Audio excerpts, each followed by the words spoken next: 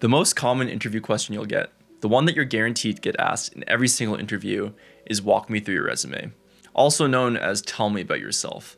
Virtually every single interview is going to start with this question. There's very little reason why an interviewer would not ask this. So you need to make sure that your answer sounds authentic, that it's well crafted, and that it hits on all of the relevant points of your own career.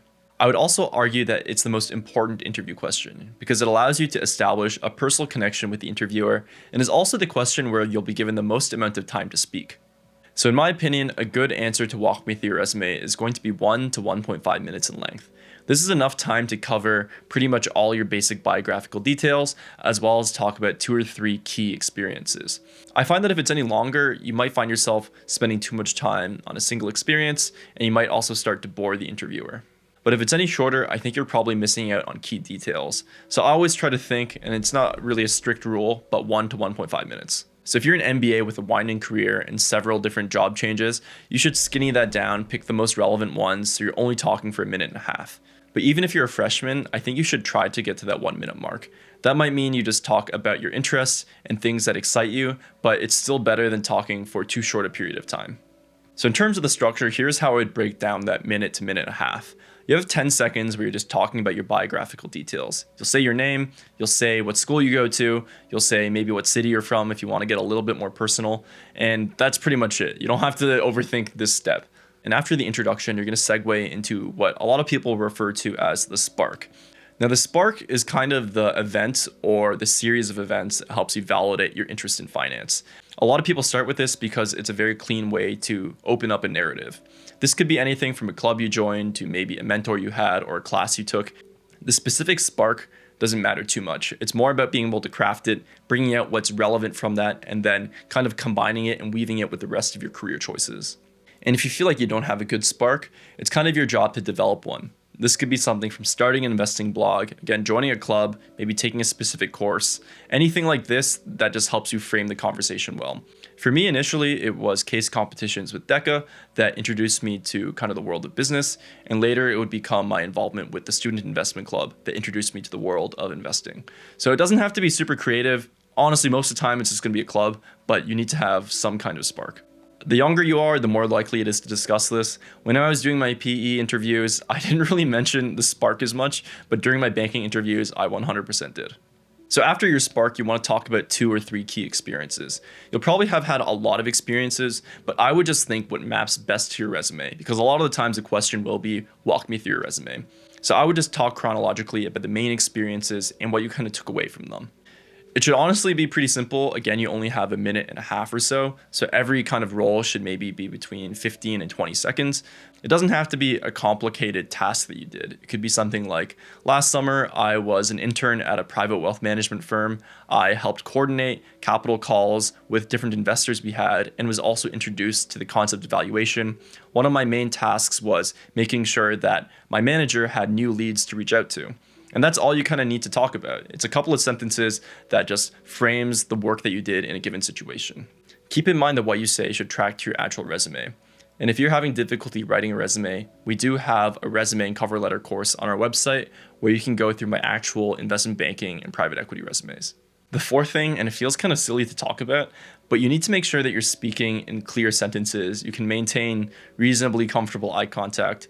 I think the rule for eye contact is you want to have 50% eye contact when you're talking and then 70% eye contact when you're listening.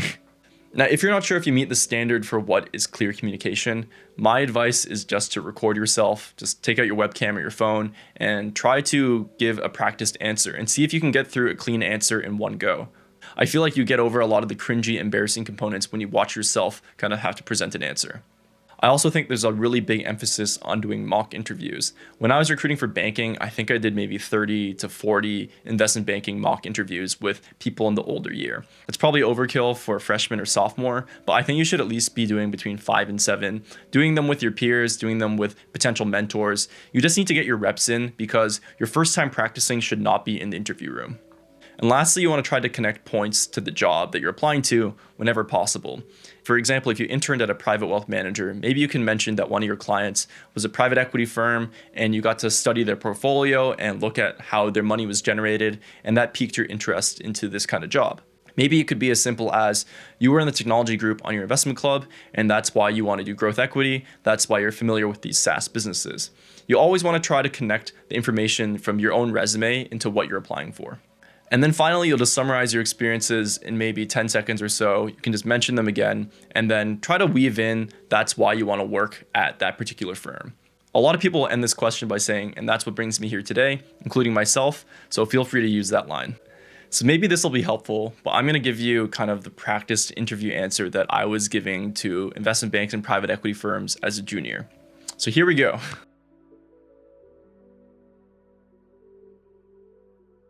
Thanks for having me here, and I'd be happy to. My name is Matt Ting, and I grew up in Toronto, Canada. I'm currently a student at the Ivy Business School, where I study business administration. At school, I'm part of the Western Investment Club. This is a club that actively manages about $200,000, and it really introduced me to the concepts of valuation and investing. And that's what really kind of accelerated my interest in finance. One interesting project for the club, we did a stock pitch of Ambarella, which is a fabless video semiconductor company that I'd been studying this past summer. And we actually built a discounted cash flow as well as a comps analysis and reached out to some of their customers to really try to understand how the business would do. And that's what really introduced me to technology and investing and kind of merging those two interests. This past summer, I interned at Oxo Management, which is a Toronto-based search fund that owns and operates a remote video surveillance company. It was at this business I was able to work directly with the CFO to help manage cash flow operations as well as update the company's financial model. I also had a big project to overhaul the inventory management system and manage the capital expenditures across all of the Canadian offices. The combination of my time on the investment club as well as interning at the search fund has really affirmed to me that I want to start my career in finance. Specifically, I'm looking at investment banking firms in New York. Your firm has a fantastic technology, media, and telecom group, and I think my combination of my excellent studies, my time on the investment club, as well as at a search fund makes me an excellent candidate for this job, and that's what brings me here today. So I haven't done that for a long time, but hopefully it helps you frame your own answer and give you a sense for the kind of details you should include. Thanks again for watching. Please subscribe, and I'll see you in the next one.